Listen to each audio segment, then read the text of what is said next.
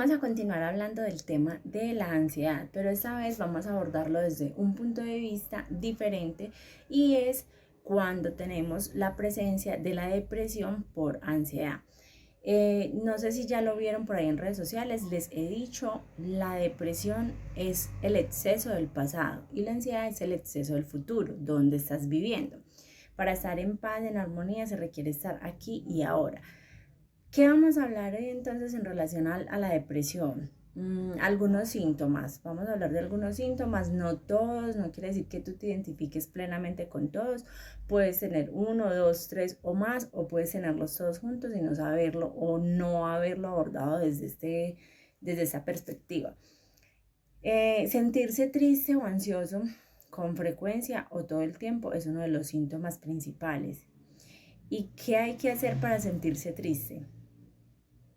Diremos entonces que para sentirnos tristes o para sentirnos ansiosos por lo que pasó, nos quedamos anclados a un dolor en particular, a una situación que nos detonó y nos genera un trauma. Entonces nos quedamos aferrados a esto, cómo lo hubiera hecho, qué hubiera pasado si lo hubiera cambiado. Y cuando estamos ahí, difícilmente logramos salir por sí solos. Hay que hacer un trabajo arduo y constante para poder que salgamos de ahí. Otro de los síntomas es no querer realizar las actividades que antes para ti eran divertidas. ¿Cómo es esto?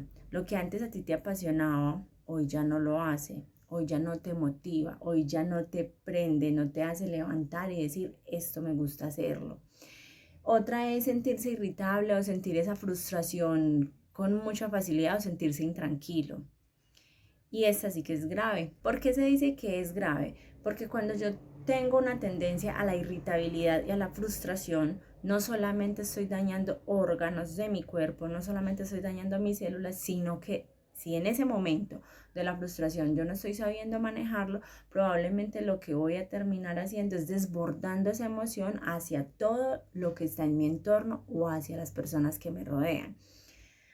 Otra situación es tener la dificultad para dormirse o para seguir durmiendo. Es decir, te acuestas, tienes un horario, a las 9, 10 de la noche estás durmiendo, a la medianoche estás despierto o despierta y ya no te vuelves a dormir o no concilias el sueño durante la noche. Y esto causa que tú mantengas un estado de fatiga, un estado de pensamiento crítico o autocrítico que te lleva a las profundidades.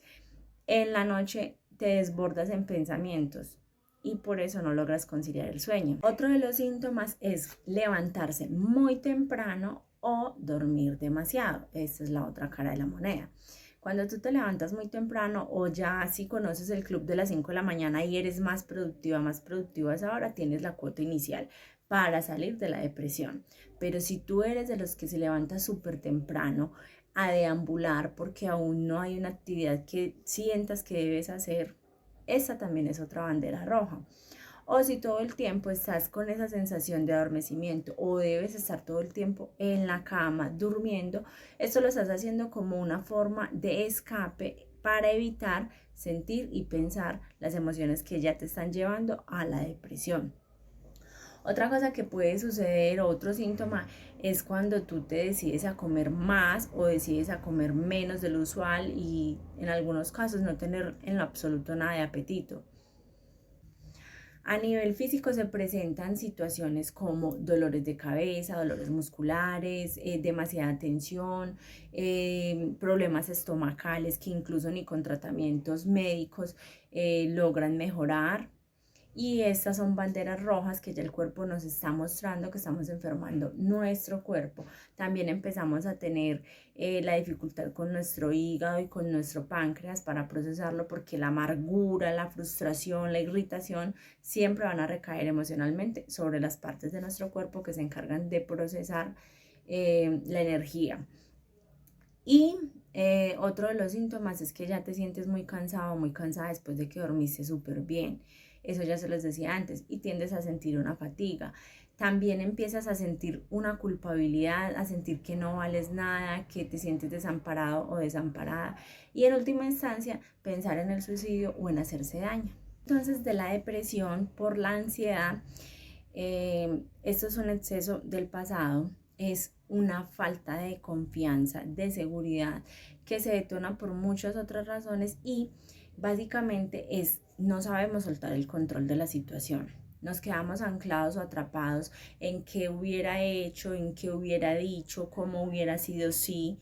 Y nos cuesta muchísimo más estar ahí que estar en un estado de felicidad. ¿Por qué? Te voy a poner el ejemplo. Cuando tú sientes que estás en depresión o tú dices estoy deprimido, soy deprimida, declaras eso, se lo estás enviando al subconsciente, lo que está haciendo tu mente es creyéndose eso y por ende el cuerpo empieza a bajar, la postura, la sonrisa, la mirada, todo empieza a transformarse y de alguna manera lo que tú debes hacer es recurrir a pensamientos donde hubieron momentos o eventos traumáticos o gestionar las emociones correctamente. Lo mejor que tú puedes hacer es buscar una persona que te haga sentir confianza o que te inspire confianza o en su defecto buscar la ayuda de un profesional. Muchas veces se nos dice que nuestro círculo inmediato, sea social o familiar, es el más confiable y resulta que a veces no es así. Y la persona que suele presentar esta patología de la depresión puede llegar a creer que la persona en quien vaya a ir a depositar su confianza y en quien vaya a hacer aquello del desahogo suela juzgar o traicionar. Entonces lo mejor es buscar en esos casos una persona profesional externa a nuestro círculo. Hablar y gestionar. No tomar decisiones precipitadas es súper importante porque las decisiones precipitadas nos llevan luego al arrepentimiento, a la culpa y nos devuelven como detonante a la depresión. La depresión no es otra cosa que el exceso del pasado, es quedarte anclado o anclada, atrapado o atrapada a pensamientos y a sentimientos que ya están en el pasado. ¿Cómo es esto? Hubo un evento traumático en tu pasado que te genera dolor y hay mayor esfuerzo en mantenerse deprimido que en mantenerse feliz. Cuesta muchísimo más. ¿Por qué? Porque tú debes ir y buscar en tu mente qué fue ese recuerdo triste que no te hace sentir bien. Luego ese va a traer un sentimiento, ese sentimiento una emoción y eso es lo que va a crear tu realidad. Ahora, ¿cómo podemos empezar a tratar entonces la depresión? De alguna manera, lo primero que podemos hacer es hacernos conscientes que vamos a salir de ello y empezar, si es necesario escribir, si es necesario hablar. Y finalmente, ¿qué puedes hacer? Evitar las situaciones de estrés. Cuando yo te estoy diciendo evitar, no te estoy pidiendo que te vuelvas al extremo evitativo de donde no gestiono ninguna emoción porque todo me causa estrés, ansiedad, depresión, frustración y un montón de cosas que no.